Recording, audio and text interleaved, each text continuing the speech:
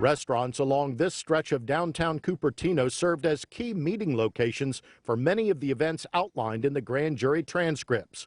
According to the transcripts, about a half dozen Apple security execs met with sheriff's officials, including then-Captain Rick Sung, at the Lazy Dog restaurant to discuss obtaining concealed carry weapons permits for their team.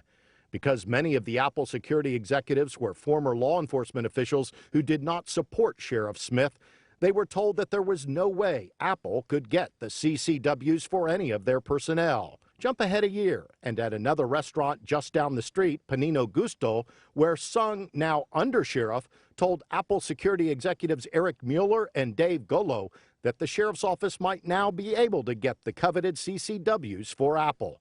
At that same meeting, Mueller, a former FBI agent who'd been granted immunity in exchange for his testimony, told the grand jury, "Rick Sung told us that the sheriff was running for re-election and asked for a campaign contribution to her re-election campaign. I do remember being asked for a campaign contribution."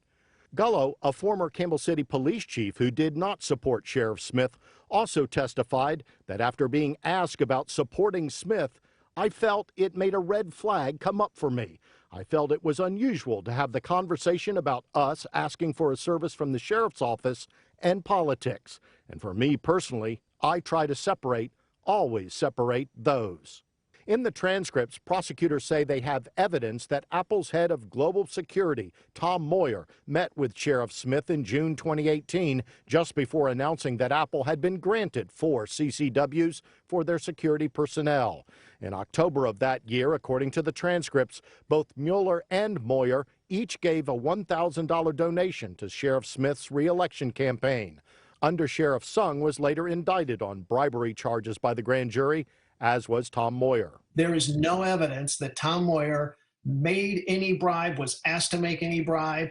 Tom did the right thing, and these transcripts prove it. Ed Swanson is Tom Moyer's defense attorney, and Swanson says the grand jury transcripts show no quid pro quo exchange of money or bribes for the CCWs. That was Tom going through the process exactly the way you're supposed to. He was meeting with the sheriff to talk about a number of issues that related to security at Apple.